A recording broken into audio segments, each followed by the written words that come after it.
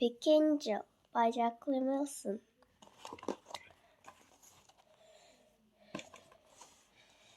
Chapter 10. So now I know how it has to be.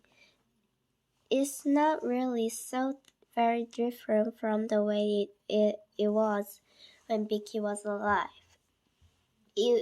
She wanted all my attention then. She's got it now. It takes a little while for people to contend on, especially Fat Boy Sam. He hangs around waiting for me after lessons. He tries to sit next to me at lunch. He's there waiting when I walk home from school. Get rid of the creep, Vicky commands. I'm sorry, Sam, I say. Vicky's frowning, furious. I take a deep breath. Sorry, fat boy. I want to walk home by myself. He stares at me. I feel bad when I see his face. I can't look him in the eye. I stare past them in Vicky's flowers. They're running rampant now, crowding the gators and closing the drains so that there's a little flood whenever it rains. Someone stared to clear the old rotting buntigs, but there were violent protests. People meekly cross the road now and walk on the other side so the biggest flower stays unshielded. She's the only one who walks there now, tiptoeing through our tops, dancing on our daisies, romping her all over her roses. Sometimes she pauses, reading some of the letters, looking at the photos, bending to touch a teddy. I've seen her cry, worrying herself. Other days she swirls around, cursing the shorebirds, crowding that she must be the most moored girl in the town, the whole country. There's been a 1-minute spot on local television that videoed it for me. Whenever I watch it, Vicky's there too, admiring herself. But sometimes she's in a bad mood and she kicks the flowers, snuffling and stamping as if they're ultimate leaves. Reading out, Vicky, I'll always be dreaming of you, in silly, softening voice. Well, dream on, darling. I've never have wasted my breath on you when I was alive. She's in that mood now, felting fat boy with from teddies and taped roses. She's yelling obeisance at him, dodging backwards and forwards. What are you looking at? Fat boy asks. You. No, it's as if. Do you pretend Vicky is still here sometimes? No. Just walk away. Who does that creep think he is? Nosy old Wolfist says to himself. Say it, Vicky insists. So I say it and run past, though I feel so mean. Why do we have to be horrid to him, Vic? I ask when we are nearly home. He likes you. That's why he's hanging around me, to help me. He acts like he understands. Who cares? Said Vicky. Honestly, What is with you and Fat Boy? Do you fancy him? Is that it? Don't be stupid. I'm not the one acting all cow eyes and crazy whatever the pigs comes and grunting near me. Don't. Don't talk about him like that. Why are you so angry? Why? I'm meant to be thrilled that I'm dead, yeah? Okay. Keep your hair on. I looked at her, expecting her to send her entire head of hair spinning into space, but she drooped suddenly, leaning against me. Sorry, Jade, I didn't mean to go on like that. It just gets to me sometimes, especially when you're chatting to people and I'm stuck with no one to talk to. You can always talk to me. It's okay, Vic. I put my arm around her as best as I can. I don't want to talk to anyone else, just you. Fatboy Sam seems to have got the message. He doesn't follow me around school or wait for me afterwards. When he sees me coming, he walks smartly in the opposite direction. Well, as smartly as shaving Sam can manage. But there's still the fun run Friday club. He's there and I'm there, and Mrs. Lermer expects us to jog along together. Sam pretends he's having trouble with his trainers and hang back when I walk on. And then he walks about 20 paces behind me, though Mr. Lormer keeps thrusting towards him to catch me up. I start running and Sam runs behind, way behind, though he has to jog on the spot when I stop the stitch. Hey, Jade,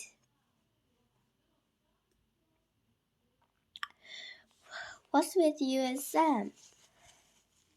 Mr. Lormer asks. Nothing, I say, clutching my sides. Bend over. The switch will go in a minute. What do you mean, nothing? You can't kill me. Have you two heard a thief? No, look. He's nothing to do with me, Mr. Lormer. He's just up with Sam.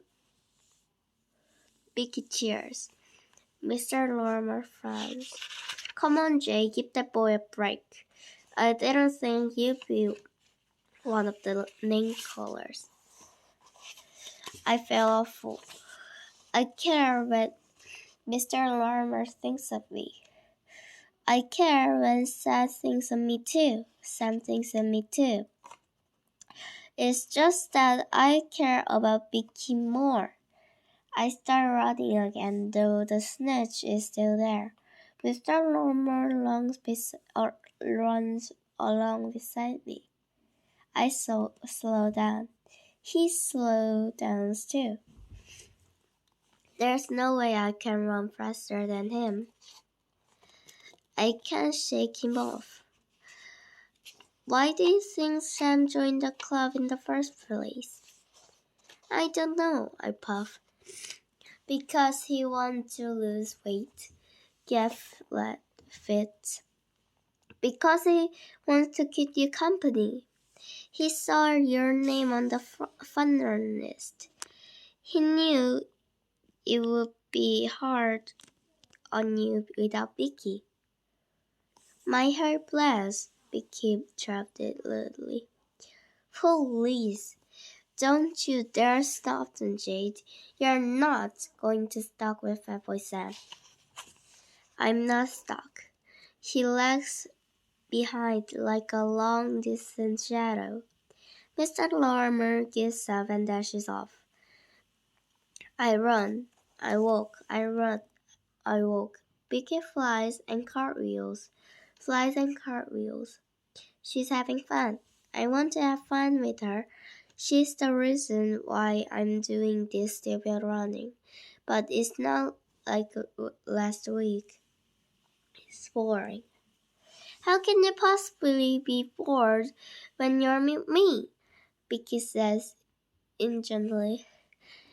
She won't leave me alone now. She's there all the time. She squeezes up behind me in lessons and won't let me listen. When I try to write, she sizzles the pen. Give it a rest. You said little snot. It's okay. There's nothing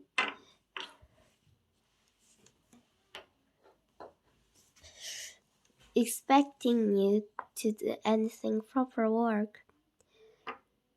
You're still grieving, right? It's hard Vicky herself who gives me grief. Every time the teacher stops and tries to have a quiet word, she behaves outrageously. Sometimes I have to bend my head and hide behind my hair to stop laughing. Sometimes I feel like crying. Madeline is being ever so kind to me, especially now poor Sam is keeping his distance. She spotted I'm not doing any work, so she keeps offering to let me copy hers. Then at break time, she snaps her Kit Kat in half and shares with me. No, Mary, please. You have it all, I say, but she won't listen. I shouldn't be eating chocolate at all, she says, pushing her own fluffy tummy. I'd give anything to be really thin like you, Jade. She's mad. I hate my newly right wrists, my shrimp elbows, my bony knees. It's so embarrassing having a flat chest and no hips at all. Yeah, you look a sight, Vicky jeers, but your energy better than the pig blanchard. What are you hanging out with these pudding people? Get rid of her. I don't know how, I say out loud without thinking. Madeline blinks at me. Well, I suppose I could diet, couldn't I? I really need to. My sister brought me these incredible trousers on Saturday, and yes, they are really just a bit too tight. They're okay if I sort of snug in my breath. Hey, do you want to come around tonight and give your honest opinion, Jade? Just tell her the bum's so big so she wouldn't wear any trousers, Vicky shouts. I'm sorry, matey, I can't. How about tomorrow after school? No, I have to go straight home. Why? What about Saturday? Jenny and Vicky too, and I were thinking of going swimming. Do you want to come? I think of a turquoise pool and swimming up and down. It seems so smoothing idea that I know it before I can stop myself, but Vicky wouldn't have it. You're not going to swim it that lot. What's the matter with you? I know what's the matter is. So you come, Madeline says, smiling. No, I can't. I'm sorry. I have to go. Please, don't keep me asking me to do stuff, matey. I can't. I'm only trying to be friendly. I know, but I can't be friends with you, I say, and I brush her away. I feel so bad. It's terrible. The next day at break, Madeline turns her back on me and eats her chocolate herself. I try to think of some way that I can explain, but she goes off to join JD and Vicky too for hairdressing season before I get a chance. Bad Boy Sam is lurking nearby too, but when I look in his direction, he sticks his nose in the last 30% and diverts himself in the word. You're not disappointed, Vicky says, giving me a thumb, though her hand glances off me like a shadow. Get a grip, Jade. I feel Vicky has me gripped, even though her hands have no strength. I trail indoors and hide in the loose. I want to hide from Vicky too, but she follows me in. Vicky, wait outside! I try to push her. You can't push me around, said Vicky. I try slamming the door on her, but she walks straight to it and ends up practically sitting on my lap. Can you leave me alone just for a minute? What you know? I clear off altogether. Why do you always have to be so difficult? I can't remember if Vicky was always as bad. She goes She always got her own way, but she wasn't so relentless. We had fun together. We always had such a laugh. Oh yes, being dead in one big belly laugh, said Vicky. Stop reading my thoughts. Stop reading mine. I wish you wasn't so fierce. You're so angry with everyone now, even me. But it's not fair. You are alive and I'm dead. Why does it have to be this way around? She drives right through me and back again, making me shiver. There's a scary moment when she seems to blot out my brain, taking over my mind altogether. Stop it. I hate it when you do that. It's okay for you. You're safely untorn in your skinny little body. I hate having to drift. What about when you keep away?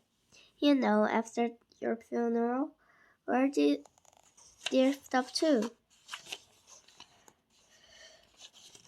I hung around my mom and dad for a bit and then Dicky looked oddly embarrassed. If you must know, I tried. She kissed me in the air. Going up? You sounds like you're in a lift. Yes, I went up. What was it like? I didn't really go anywhere. I just waved about in this stardom nauseous. I started to feel I wasn't me anymore. Isn't that what's supposed to happen? Search me, I don't know anything about all this stuff. I never wanted to charge or anything. Maybe if you want to go to heaven, you have to know about it. Will you find out for me, Jade? How? I mean, you don't get Lonely Planet Guide to heaven, do you? I don't even know if there is heaven. People believe all different stuff. How about angels? Let's look them up on the internet. I let her drag me off to the library. I do my best to encase angels. There are thousands of reversing flies flying around in a skirpies, but most seems to depict accounts of angels appearing in unlike places like glamorous to have old ladies lower their washing or skid out through a blue on top of Milsar car packs to say personal suits for jumping. Is that my role in death now? Said Becky, helping our dears with wash their sneakers and yanking us back to safety. That very glamorous, isn't it? I tried to find more unmarked angels. I have to go way back in history. I find some weird stuff about someone called Anuch, who I was to 300 angels in might of heavens. So what are they doing? Vicky asks, squinting on my shoulder. Singing. And just sing with sweet and innocent voice. Oh dear, how boring. Vicky sighs. Oh well, I'd rather practice. She throws back her hand and starts bellowing her version of housework chores. Hallelujah, hallelujah, hallelujah. What very silly, boring laces, hallelujah. Shh, do shut up, Vicky. People are staring, then I realize they can't hear her. They only can hear me. 2 year 7 sniggling in their biology sentence nudge each other and screw their fingers in for hands. A couple of year 11s look concerned. Mrs. Cambridge is staring too, peering over the library counter to see what's going on. You nuts, Vicky. You're right red in the face. Did you know that? I tried to ignore her, staring at the confused screen. A host of angels smiling at me seriously. Gold arrows at an angel like strawberry vultures. White wings savely folded so they don't get entangled. Fit hind by their golden crossed hands. Angels, Jade, oh God, Mrs. Cambridge is staring behind me. I'm doing this project, I mumbled. Mrs. Cambridge paused. Jade, are you having any counseling? Sorry, Development Collision. I shake my hand. I don't ever even know what it is. I think it would be a good idea. Maybe we should have sketched it earlier. Would you like me to have a word with your mom and dad? I nibbled at my lip. I know what mom and dad think of counseling. They'll think I'm in trouble at school. No, no, of course you're not in any trouble. We just want to help. Mrs. Cambridge beside bends down so her head is on level with mine. Can I help you, Jade? I know it must be so hard for you, having to do all the everyday order things without Vicky. I can hardly tell her I still do everything with Vicky. She's obviously thinks I'm barking mad as it is. She keeps glancing worriedly at this little row of angels on the computer. Do you think Vicky's gone to heaven? She asks, going rather south. No, Mrs. Cambridge. It's certainly her imaging. Vicky as an angel, she says, smiling. Check, said Vicky over her shoulder. I will myself not to look at her. I tried to concentrate on Mrs. Cambridge's saying. She still seems set on this counseling idea. I'm okay, Mrs. Cambridge, really, I insist.